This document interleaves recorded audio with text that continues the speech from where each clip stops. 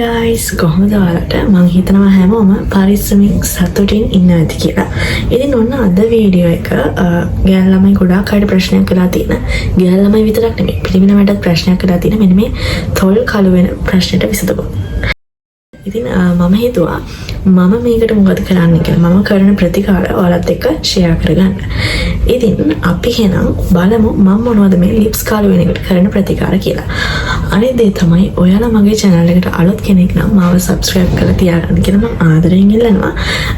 එහෙනම් අපි බලමු ඇයි අපේ මේ තොල් කාලු වෙන්නේ කියලා.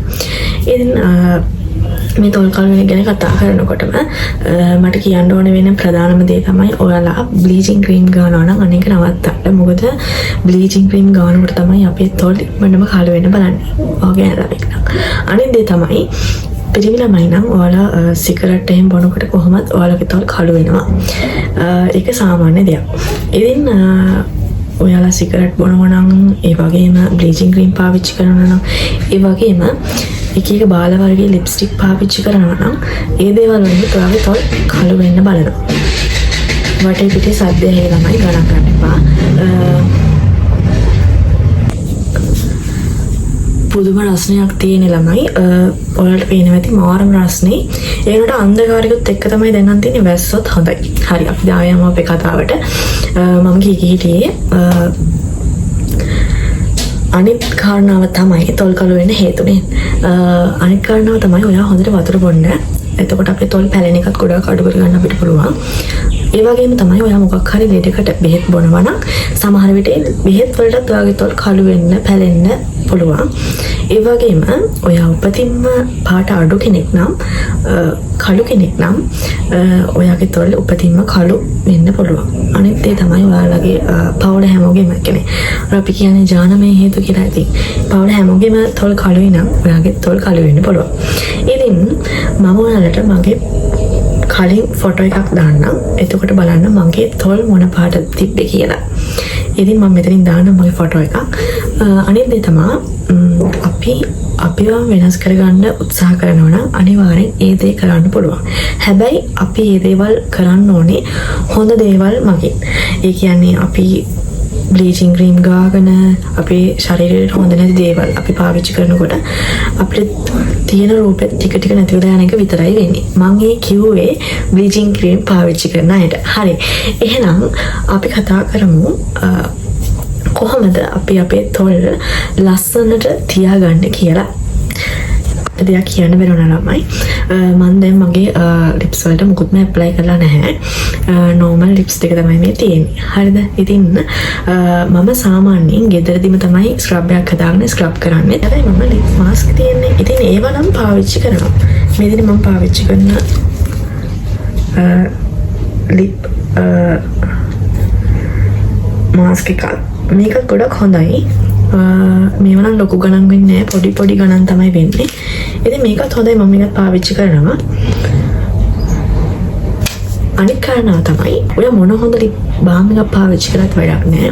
ඔයාගේ ලිප්ස් හොඳට ස්ක්‍රබ් කරලා ඒව ඇප්ලයි කරන්න නැත්තම්. මොකද අපේ තොල් ඉක්මනටම පැලෙන්න බලන ප්‍රධානම හේතුව තමයි අපි ලිප් ස්ක්‍රබ් කරන්නේ නැති එක. මොකද අපේ මැරුණාම අපි ඉවත් කරන්න ඕනේ. අපේ මූණේ, අපේ ඇඟේ වගේම අපේ තොල් වලත් අපි අපේ මැරුණාම ඉවත් කරන්න ඕනේ. මම ඔයාලට කිව්වා නේද බාල වර්ගයේ ලිප්ස්ටික් වලටත් අපේ තොල් මඩ කළු වෙනවා කියලා. ඒක නම් ඇත්ත ළමයි මටත් ඒ දේ වුණා. මෙන්න මේ ලිප්ස්ටික් එක.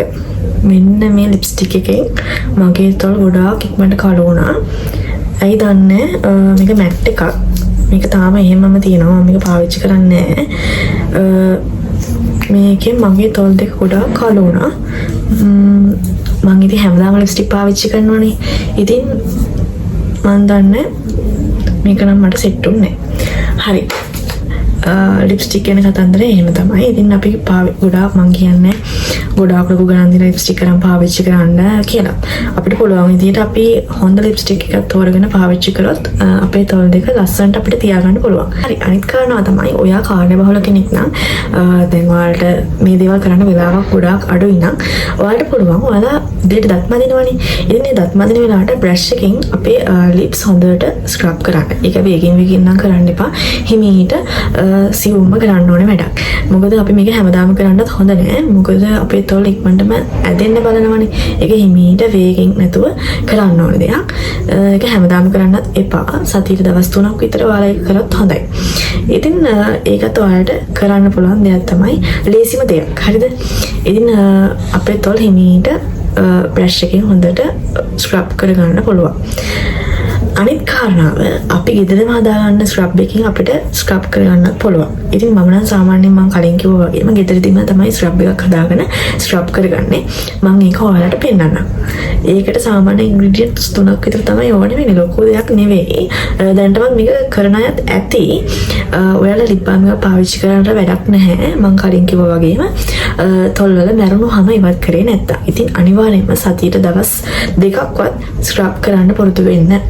බ්‍රෂ් එකකින් ස්ක්‍රබ් කරනවට වඩා මම ඔයාලට කියන්නේ පොඩ්ඩක් අර මේ අපි දාන ඉන්ග්‍රීඩියන්ට්ස් දාලා ස්ක්‍රබ් කරොත් ඔයාලට හොඳ රිසල්ට් එකක් ගන්න පුළුවන් වෙනවා. මම මුලින්ම ගන්න ඉන්ග්‍රීඩියන්ට් එක තමයි ළමයි දෙහි. ඊට පස්සේ අති ප්‍රමාණයට සීනි ගන්නවා. ඒ වගේම කොෆි. හරි. දැන් මේ තියෙන්නේ කෝපි, සීනි, මම කලින් කිව්වා වගේම දෙහි. ඊට පස්සේ මම මෙන්න මේ විදිහට ඒ තුනම හොඳට මික්ස් කරලා මගේ තොල් දෙක හොඳින් ස්ක්‍රබ් කරගන්නවා. තව දෙයක් තමයි ළමයි ඔයාලට මෙතෙන්දී සීනි වෙනුවට ලුණුත් පාවිච්චි කරන්න පුළුවන්. හරි ළමයි මේ තියෙන්නේ මගේ තොල් ස්ක්‍රබ් කරාට පස්සේ තියෙන්නේ මම පාවිච්චි කරන ලිප් බාම් එක. මේක ගොඩක් අය අහලා තිබුණා. මේක මැජිකල් ටච් එකේ එන ලිප් බාම් එක. මේ ගොඩාක් හොඳයි. මගේ තොල් ඇත්තම කිව්වොත් ගොඩාක් කළුවට තිබුණේ කලින්. මොකද මම කළු කෙනෙක් නිසා පොඩි කාලේ ඉඳන් මෙහෙමයි. ටික ටික මම මගේ තොල් වලට ස්ක්‍රබ් කරලා මේ වගේ මාස්ක් දාගෙන ඒ දේවල් කරලා තමයි චුට්ට චුට්ට තොල් දෙක හදාගත්තේ. ඉතින් ඊට පස්සේ තමයි මට හම්බුනේ මෙන්න මේ මැජිකල් ටච් එකේ එන ලිප් බාම් එක. මේක ඇත්තටම ගොඩාක් හොඳයි.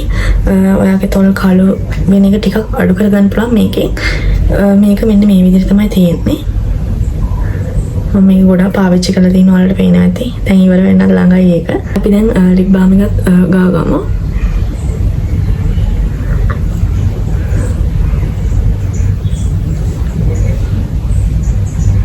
ඉතින් ලිප් බාම් එකක් ගෑවට පස්සේ මෙන්න මේ විදිහට තමයි මගේ ලිප්ස් තියෙන්නේ. මේ ගොඩාක් හොඳ ලිප් බාම් එකක්. මේකේ B-wax ඒ වගේම විටමින් E, ෂියා බටර් ඒව තමයි අන්තර්ගත වෙලා තියෙන්නේ. මේක ස්ට්‍රෝබෙරි ෆ්ලේවර් එකක්. හරි ආසයි ඒක සුවඳට. මේක ගොඩාක් හොඳයි. මේකෙන් හොඳ රිසල්ට් එකක් මට තියෙනවා. ඉතින් ඒ නිසාම තමයි මම මේ ලිප් බාම් එක ගැන ගොඩක් අය අහලා තිබුණ නිසා මේක ගැන කියන්න හිතුවේ. ඔයාලට පේනවා ඇති මම අර කලින් මගේ බ්ලොග් එකේ කිව්වා වගේම පොඩි ටින්ට් එකකුත් මේකෙන් එනවා. මේක ගැන ගොඩක් අය අහලා තිබුණ නිසා මම හිතුවා මේක ගැන කියන්න ඕනේ කියලා. මේක කිසිම ප්‍රොමෝෂන් එකක් නෙවෙයි. මේක මම සල්ලි දීලා නම් පාවිච්චි කරන ප්‍රොඩක්ට් එකක්. මේක ගොඩක් හොඳයි. ඔයාලා පාවිච්චි කරන ලිප් බාම් එක හොඳ ලිප් බාම් එකක් තෝරගෙන පාවිච්චි කරන්න. සමහර ලිප් බාම් වර්ග තියෙනවා. ඒවාකින් කිසි රිසල්ට් එකක් ඇත්තටම නැහැ. මම පාවිච්චි කරලා තියෙන ගොඩාක් ලිප් බාම්ස්. සාමාන්‍යයෙන් මට රිසල්ට් එකක් ලැබුණේ මෙන්න මේකෙන් විතරයි. ඉතින් දැනට මම පාවිච්චි කරන්නේ මේක විතරයි. හරි. එහෙනම් අපි තවත් ලස්සන vlog එකකින් ඉක්මනටම හම්බ වෙමු. අදට ගිහින් එන්නම්. bye bye.